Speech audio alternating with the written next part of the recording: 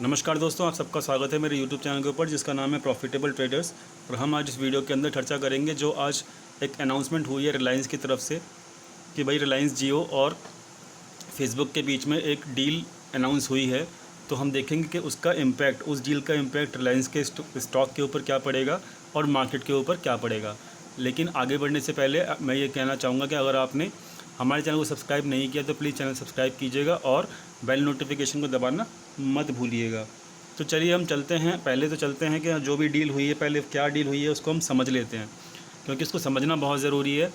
तो जो भी डील हुई है उसके बारे में हम चलते हैं हमारे एक सोर्स के ऊपर और उसके बारे में हम जान लेते हैं कि क्या वो डील एक्चुअली में है। तो हम आ गए अपने इकोनॉमिक टाइम्स के ऊपर। यहाँ पर पूरा का पूरा डिस्क्रिप्शन दिया हुआ है इस डील का। तो मैं आपको समझा देता हूँ छोटे से भाषा के अंदर कि फ़ेसबुक ने तकरीबन 10% स्टेक बाई किया है रिलायंस जियो के अंदर, जिसका जो टोटल वर्थ बनता है 10% स्टेक का, वो बनता है 43,574 करोड़ रुपीज़। तो ये काफ़ी बड़ा अमाउंट है। और जैसे ही आज मार्केट के अंदर इस खबर को अनाउंस किया गया, तुरंत आप देख सकते हो कि भाई रिलायंस जियो ने 10% अपसाइड का मूवमेंट दिखाया और रिलायंस के स्टॉक ने 10% ऊपर का मूवमेंट दिखाया। दूसरी चीज़ कि रिलायंस मार्केट को भी ड्राइव करके ऊपर की तरफ लेकर चला गया। तो डेफिनेटली ये एक पॉजिटिव न्यूज़ तो है, लेकिन अभी हम इसको आगे एनालाइज़ कर लेते हैं इस न्यूज़ को कि इसका इम्पैक्ट क्या पड़ेगा स्टॉक के ऊपर और मार्केट के ऊपर। तो देखिए 4375 करोड़ रुपीज़ का जो इन्वेस्टमेंट किया गया है फेसबुक, जो यूएस की कंपनी है, उसके द्वारा वो कहाँ पे किया गया है, आपके रिलायंस जियो प्लेटफॉर्म के ऊपर किया गया है, रिलायंस के अंदर नहीं किया गया है। एक्चुअली में रिलायंस जियो जो है वो एक सब्सिडरी कंपनी है रिलायंस ग्रुप की। तो रिलायंस ग्रुप जो है, अगर क्योंकि अभी आप बोल सकते हो कि भाई रिलायंस जियो के अभी शेयर्स अभी लिस्टेड नहीं हुए हैं और मुकेश अंबानी जी जो हैं अपना जियो के शेयर्स को लिस्टेड करने के बारे में बहुत जल्द सोच रहे हैं, उसका आईपीओ की तैयारी भी हो रही है। तो पहले से पहले ही यहाँ पर फेसबुक ने यहाँ पर एक इन्वेस्टमेंट कर लिया है रिलायंस जियो के अंदर 10% का। अब हमको ये समझना पड़ेगा, क्योंकि रिलायंस जियो अभी डायरेक्टली एसोसिएटेड है रिलायंस की कंपनी से, अभी वो सेपरेट एंटिटी नहीं है, तो उसका इम्पैक्ट जो है रिलायंस के स्टॉक के ऊपर पड़ा। लेकिन आगे जाकर कुछ समय बाद जब रिलायंस जियो का आईपीओ लिस्ट होगा और जब ये लिस्टेड कंपनी हो जाएगी तो डेफिनेटली वहाँ पर दोनों कंपनी सेपरेटली वर्क करेंगी। रिलायंस जियो सेपरेटली वर्क करेगा और रिलायंस जो है डेफिनेटली सेपरेट वर्क करेगा। तो अभी तो ये एसोसिएटेड है रिलायंस के साथ, इसलिए रिलायंस स्टॉक के अंदर रिलायंस स्टॉक के अंदर जो है इस न्यूज़ का एक पॉजिटिव इम्पैक्ट पड़ा है।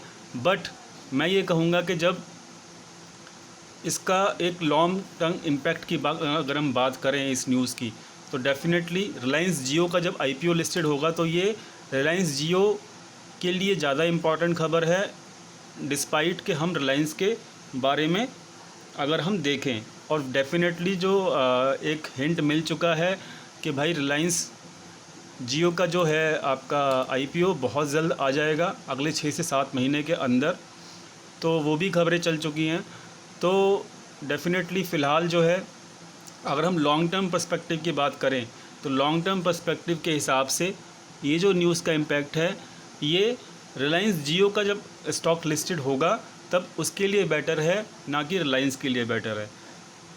शॉर्ट टर्म में डेफिनेटली रिलायंस के ऊपर एक अपसाइड मूव दिखेगा और जो रिलायंस का स्टॉक है वो थोड़ा बहुत ऊपर जा सकता है।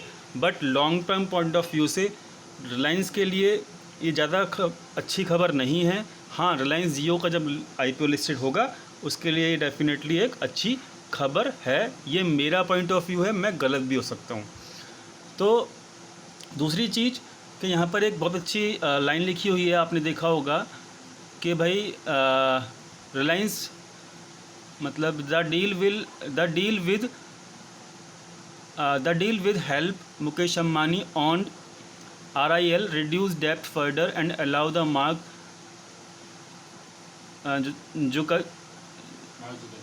जुकरबर्ग, सॉरी मैं प्रोनाउंस नहीं कर पाया, led company get the stronger foothold in that the US major part market.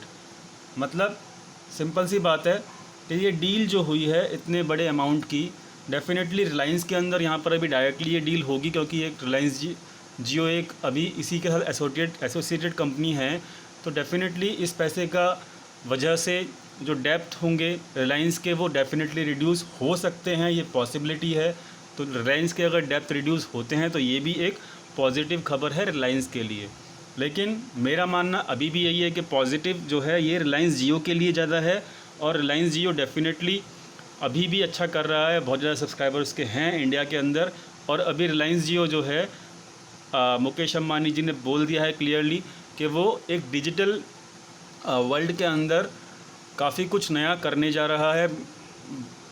Digital payments के बारे में भी रिलायंस जियो डेफिनेटली सोच रहा है आगे।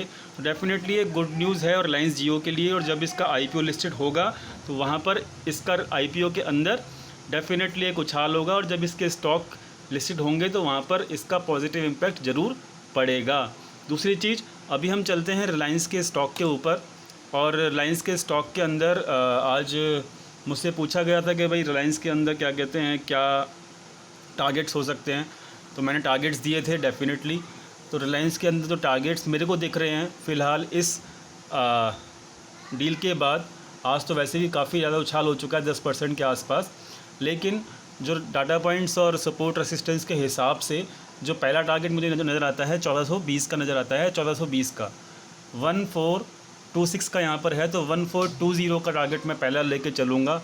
डेफिनेटली वहाँ पर इतना ज़्यादा बढ़ने के बाद थोड़ा करेक्शन मिलना चाहिए मेरे हिसाब से, और अगर नहीं मिलता है और फर्दर वहाँ पे अगर ये 1426 का लेवल ब्रेक हो जाता है तो वहाँ पे 1500 तक के लेवल मिल सकते हैं, क्योंकि यही चीज़ हमको कंफर्मेशन मिल रही है कहाँ पर, आपका ऑप्शन चेन के ऊपर। तो ऑप्शन चेन जो दिखा रही है इसकी, वो दिखा रही है कि भाई 1500 तक के ऊपर 9 लाख का ओपन इंटरेस्ट है, लेकिन उससे पहले यहाँ पर 1400 के आसपास यहाँ पर 13 लाख का ओपन इंटरेस्ट अभी भी खड़ा हुआ है। यहाँ पर कॉल अनवाइंडिंग नहीं हुई है, यहाँ पर फ्रेश कॉल राइटिंग हुई है। तो कोई ना कोई बड़ा प्लेयर ये ज़रूर सोच रहा है अभी भी कि 1400 के ऊपर ये स्टॉक नहीं जाएगा और यहाँ से ये गिरना चाहिए, और पुट राइटिंग भी 1400 के ऊपर नहीं हो रही है। तो मैंने जो टारगेट दिया है बहुत सोच समझ के दिया अपने क्लाइंट्स को। तो 1420 का यहाँ पे मेरा टारगेट रहेगा। अदरवाइज़ मेरे को यहाँ पर एक छोटी सी करेक्शन मिलती हुई नज़र आती है। और हम अभी मत भूलिएगा कि शॉर्ट टर्म मतलब लॉन्ग टर्म के हिसाब से भी इंडियन मार्केट अभी भी जो है बेरिश मार्केट के अंदर ही है। तो न्यूज़ का इम्पैक्ट डेफिनेटली हो चुका है, और बड़े प्लेयर्स इसके अंदर बोल सकते हैं कि भाई बड़े प्लेयर्स पहले से ही इन्वेस्टमेंट करना शुरू कर देते हैं। तो उन्होंने इन्वेस्टमेंट कर दी है in terms of short term move, मतलब छोटे मूव के लिए उन्होंने इन्वेस्टमेंट कर दी है। तो डेफिनेटली 1426 के ऊपर तभी यहाँ पर आप बुलिश होइएगा जब ये इस लेवल को क्रॉस कर जाए, और तभी 1500 का आएगा लेवल। अदरवाइज़ ये दोबारा से 1300 के आसपास यहाँ पर घूम के आ सकता है। तो ये तो बात रही टारगेट्स की।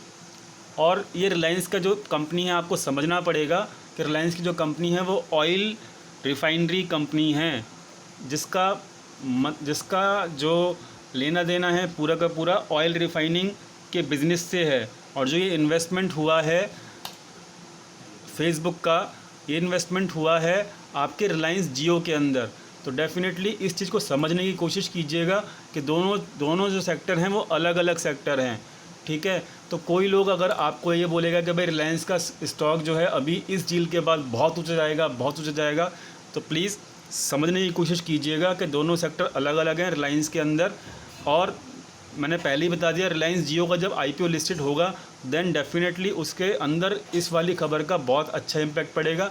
लेकिन रिलायंस की जो कंपनी है वो ऑयल रिफाइनरी कंपनी है और आप देख रहे हो कि ऑयल के प्राइस, क्रूड ऑयल के प्राइस जो हैं 1000 रुपये से भी नीचे चल रहे हैं इंडियन रुपीज़ के अंदर, और इसके अंदर फर्दर फॉल की भी उम्मीद है क्योंकि ऑयल की डिमांड ऑलरेडी नहीं है। तो रिलायंस के लिए आपको एक अलग माइंड सेट रखना पड़ेगा और जो रिलायंस जियो है उसके लिए एक अलग आपको माइंडसेट रखना पड़ेगा, दोनों को अलग अलग करके देखना पड़ेगा, तभी आप यहाँ पर एक सही तरीके से एनालिसिस कर पाएंगे। तो मेरा टारगेट यहाँ पर केवल 1420 का ही है और डेफिनेटली अगर कोई यहाँ पे बुलिश है तो 1420 के आसपास वहाँ पर आप ट्रेलिंग स्टॉप लॉस लगा के रख सकते हो, ताकि अगर स्टॉप लॉस हिट भी होता है तब भी आप प्रॉफिट लेकर वहाँ से निकलो। मेरे हिसाब से 1400 के आसपास स्टॉक के अंदर वहाँ पे करेक्शन होना चाहिए और 1300 के आसपास वहाँ पे वापस घूम के आना चाहिए। टेक्निकली जो होता है, ये जो गैप्स बनते हैं ये फिल होते हैं। तो ये जो गैप बना है आज 1250 से बना है, स्टार्ट हुआ है, तो जब करेक्शन आएगी तब उसके बारे में बात करेंगे। लेकिन फ़िलहाल हम ऊपर की तरफ देख रहे हैं जो कि है 1400 के आसपास, 1420 का टारगेट। तो ये तो बात रही टारगेट्स की, और मैंने आपको समझा भी दिया कि ये इन्वेस्टमेंट कहाँ हुआ है। ये रिलायंस के अंदर इन्वेस्टमेंट नहीं हुआ है, ये रिलायंस जियो के अंदर इन्वेस्टमेंट हुआ है। तो डेफिनेटली यहाँ पर जो रिलायंस जियो को इम्पैक्ट पड़ेगा वो पॉजिटिव पड़ेगा, लेकिन रिलायंस का काम जो है वो ऑयल रिफाइनरी का काम है। तो समझने की कोशिश कीजिएगा और अपने माइंड को थोड़ा ओपन करके एनालिसिस और थोड़ा सा बात को समझने की कोशिश कीजिएगा, दूसरों की बातों पे मत आइएगा। अभी मार्केट बेयरिश ही है long term point of view से, और अभी करेक्शन नहीं पूरा हुआ है मार्केट के अंदर। तो मैं लॉन्ग टर्म लोगों के लिए बात कर रहा हूँ, मैं उनके लिए बात नहीं कर रहा जो इंट्राडे प्ले करते हैं। वो तो कहेंगे कि भैया मार्केट बुलिश हो चुकी है, इंट्राडे के लिए तो हम कुछ भी बात नहीं कर सकते। हम लॉन्ग टर्म की बात कर रहे हैं, तो लॉन्ग टर्म के अंदर रिलायंस जो है वो एक डेफिनेटली एक डिफरेंट कंपनी है और रिलायंस जियो है वो डेफिनेटली एक डिफरेंट कंपनी है। इस चीज़ को समझ के चलिएगा। कोई भी अभी लॉन्ग टर्म इन्वेस्टमेंट रिलायंस के अंदर मत कीजिएगा। मैं खुद इसके अंदर इन्वेस्टमेंट करूंगा, लेकिन सही समय आने के बाद मैं आपको इस चैनल के ऊपर बता दूंगा। लेकिन फ़िलहाल शॉर्ट टर्म का जो टारगेट है 1420 का यहाँ पर है, उसके आसपास यहाँ पे प्रॉफिट बुकिंग बनती है मेरे हिसाब से। थैंक यू सो मच इस वीडियो को देखने के लिए। वीडियो अगर पसंद आई हो तो लाइक ज़रूर कीजिएगा और दोस्तों के साथ शेयर कीजिएगा। Thank you so much.